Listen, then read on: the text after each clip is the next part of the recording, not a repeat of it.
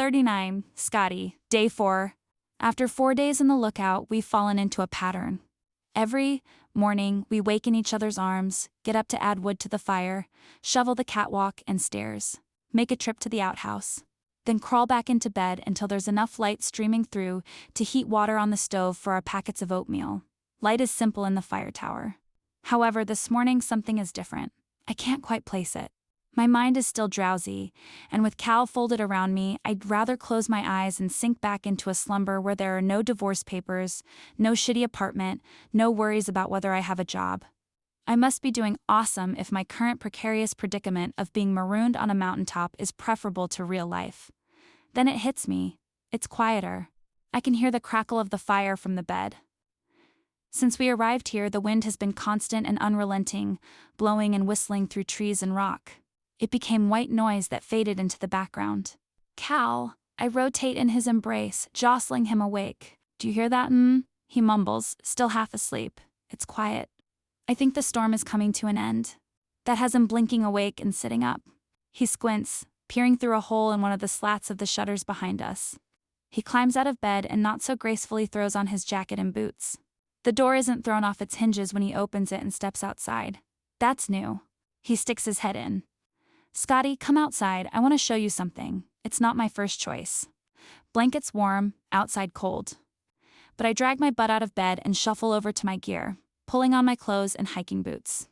I grab my jacket and draw up the hood.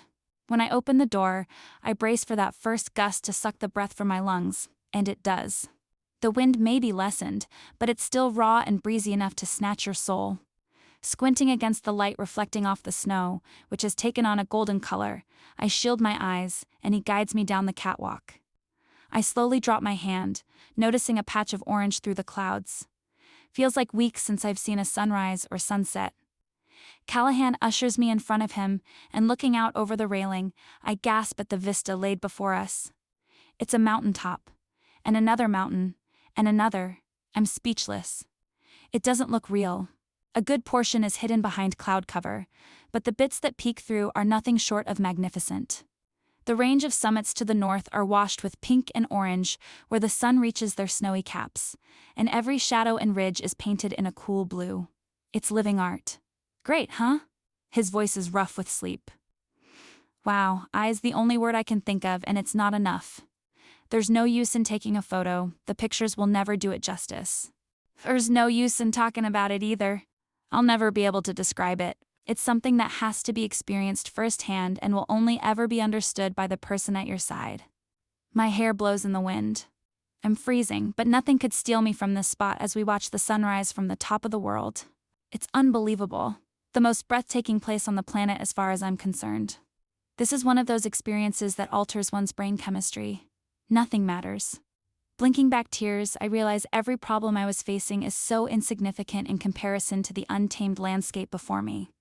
The past few years have challenged my faith, but if there is a God, he's not at the fold. He's here. Cal wraps his arms around me from behind, rubbing my shoulders to keep me warm. We stand in silence until the sun passes over the mountains to the east. A break in the clouds has us blinded by the bright light, so I close my eyes, and for a moment, when the wind dies down, I feel the warmth of the sun's rays on my cheeks. We hurry back inside. We're leaving tomorrow, he announces. Really? Yeah. Early, the snow's stopped. I'm gonna check avalanche conditions, and if it looks good, I'll make tracks today. I've only got one headlamp, so it'll get us a good start and give us something to follow until the sun rises. I'll make them close together so they're easier to follow.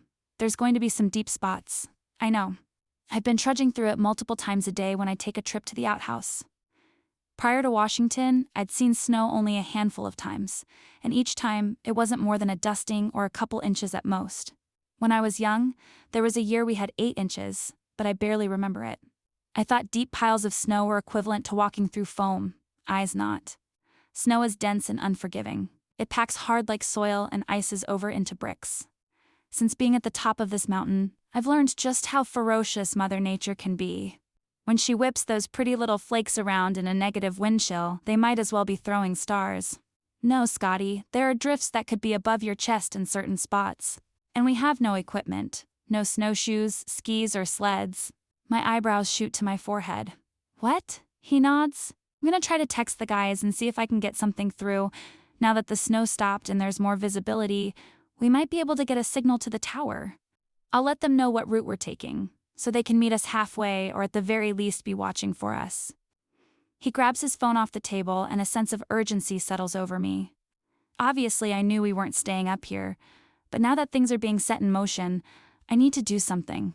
1 second we're watching sunrises, the next we're making plans. I spin around to find a way to make myself useful. Heat water. Shit, he mutters. What? He pinches his brow. I forgot to turn the phone off yesterday. Can't believe I did that. I've only got 4% left. I'll be okay? I'm assuring him as much as I am myself. We have an exit strategy. You know these mountains and... Holy. He runs his hand through his hair. I think it might go through.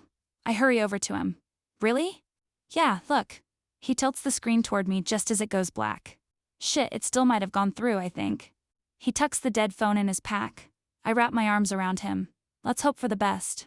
What would you like for breakfast? We've got a prime rib carving station and one hell of an omelet bar. I suggest, trying to cheer him up. He humors me with a smile. Prime rib sounds great. Coming right up, I reply, tearing open the packet of brown sugar-flavored oatmeal. Callahan is gone for several hours while he makes a path. It's a lot easier to wait for him to return in the daylight. I'm laying out every combined piece of clothing we have.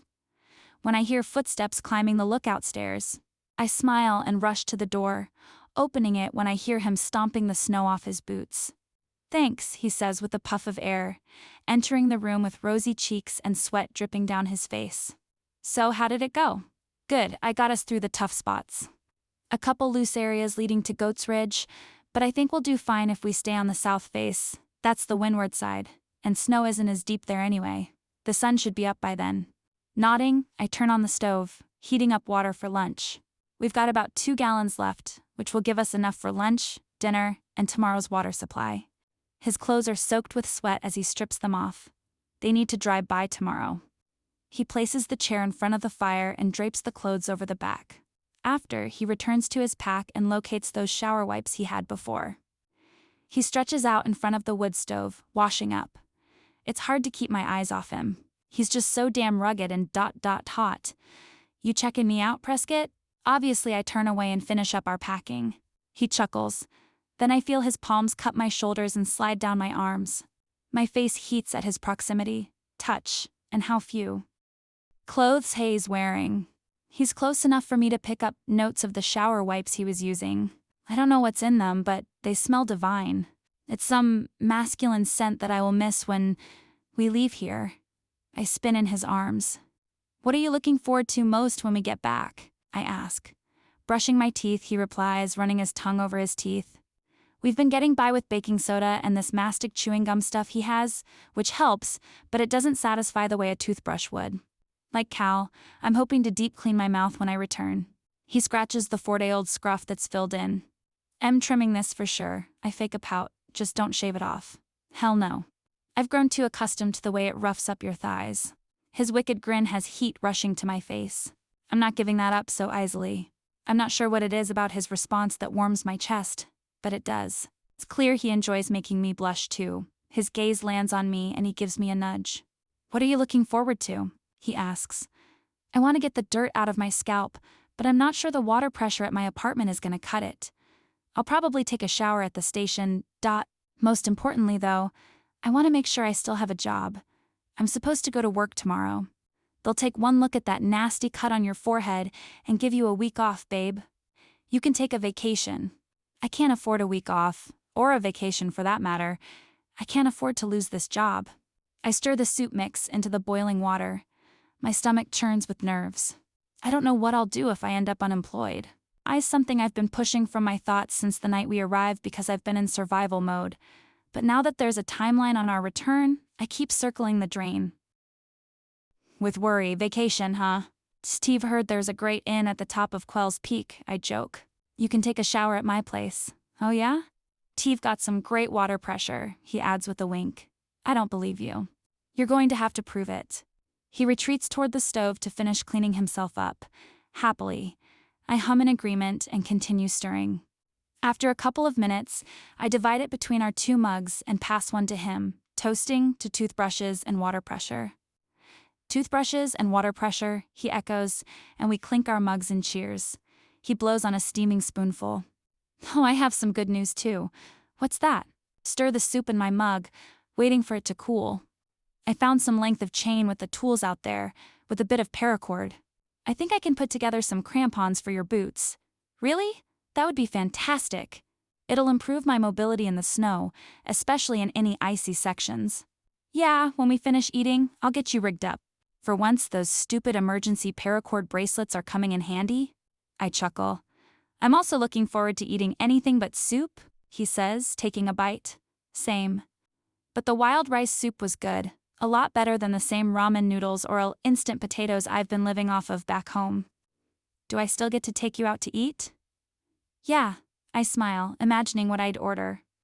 A salad, something crisp, crunchy, and fresh. And a min-ass cheeseburger stacked with pickles. My mouth waters thinking about it. I'm sick of soft food. It'll be nice to be back, I hum in agreement. I bet you're excited to sleep in your own bed again. He shrugs. Silence stretches between us. Do you think it'll be weird to not sleep next to each other? Tilting my head, I purse my lips, giving the illusion I'm considering the question, even though I already know the answer. Yes, it will be weird. Yes, I'll miss it. Yeah. I noticed that, he stirs his soup a few times and clears his throat. I examine his apprehensive expression, curious where he's going with this. I notice that I sleep better here. I nod. I once read an article that explained how sleeping outdoors can improve quality and length of sleep. Plus, the fresh air has a bunch of other benefits like increased concentration, more creativity. He gives a headshake. It's not the outdoors. Quote, we exchange a glance briefly before we return to eating. Yeah, I'm gonna miss this.